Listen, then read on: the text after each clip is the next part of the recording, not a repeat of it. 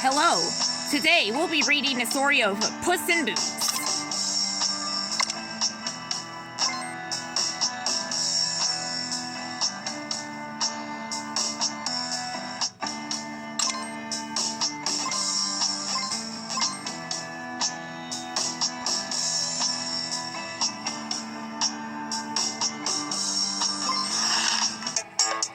Once upon a time, there was a farmer who left his 3 children, his mill, his donkey, and his cat as his only inheritance.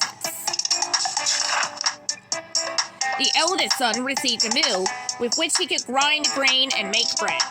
The second kept a donkey, with which he could plow the land and sow wheat. And the youngest received the cat. The younger brother lamented his poor inheritance. "My brothers," he said, "will be able to earn a living conveniently working together. However, with this cat, I will not be able to do anything." The cat, who was listening to these words, said to him in a serious and slow tone, "You need not grieve, my lord. You only had to provide me with a bag, and you will see that your inheritance is not as poor as you think." Although the cat's master had no great illusions about this, he had seen his cats show so many signs of agility to hunt rats and mice that he decided to give it a chance and gave it a sack. Our cat was very cunning and immediately began to think of ways to catch rabbits. He put carrots in his sack, waited for some rabbits, still unfamiliar with the tricks of this world, to come and put his nose in the bag to eat what was inside. A reckless rabbit that was wandering around there, seeing the carrots, approached the sack. And our big hunting cat jumped and caught it just as the clueless bunny was biting into a carrot. Proud of his prey, he went to see the king and asked to speak with him, and made him go to his majesty's shop, where, as he entered, he said,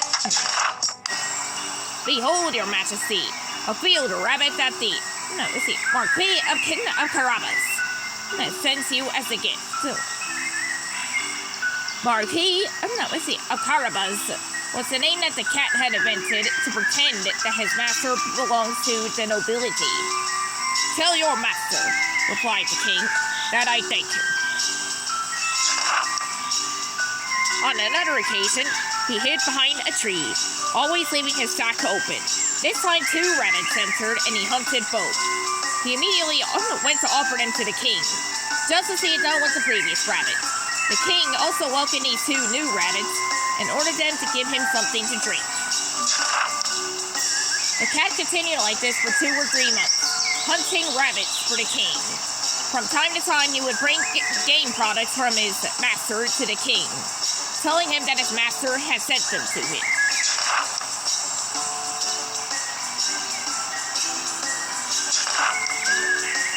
One day he learned that the king would go for a walk along the river with his daughter, the most beautiful princess in the world, and he said to his master, "If you want to follow my advice, your fortune is made.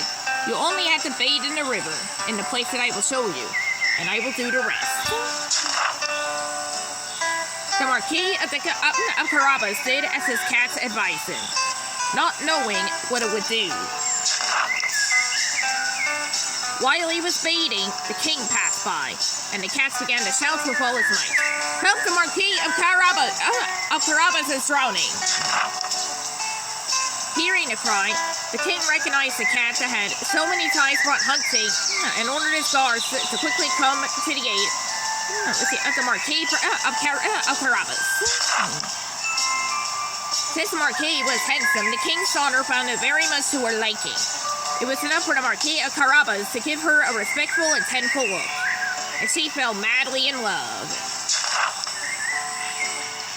The cat, delighted to see that his project was beginning to work out, went ahead and having found some peasants, he said to them, "Good peasants, if you don't tell the king that the meadow you're mowing belongs to the Marquis of Carabas, I'll mince you like pudding." As the kings passed by, he asked the peasants whose meadow they were mowing. It belongs to the Marquis of Carabas, said the peasants, since the threat of the cat had frightened them. The cats finally arrived before a beautiful castle whose owner was an ogre, the richest in the world. Good morning, sir, said the cat. The cat went to speak to the huge ogre, saying that he had not wanted to pass so close to his castle without having the honor of bowing to him. They assured me, said the cat, you had the gift of becoming any kind of animal that you could. For example, transform yourself into a tiger or an elephant, said the cat.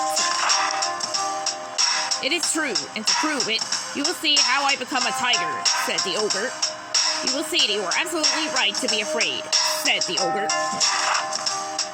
The cat was so scared to see a tiger in front of him that it quickly ran to hide. Sometime later, seeing that the ogre had recovered its primitive form, the cat climbed down from a nearby tree and confessed that he had been very afraid. How scared I was, said the cat. I confess to you, my powerful lord, that the legends I tell of you are true. In addition, they have assured me that you also have the power to acquire the form of the smallest animal. For example, that you can become a mouse. I confess that this seems impossible to me, said the cat this time. Impossible, said the ogre. You'll see. And at the same time, he turned into a mouse.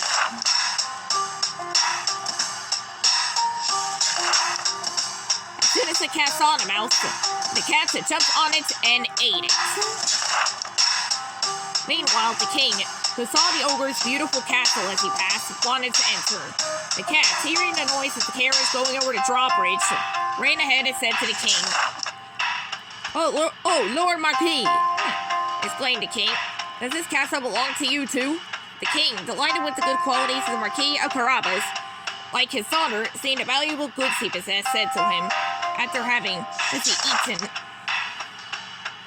it will only depend on you, Mr. Carabas, that you will be my son-in-law, said the king. The Marquis, making great obeisance, accepted the honor that the king was doing him, and that same day he married the princess. The cat became a great lord, and no longer ran after the rats just for fun. The end.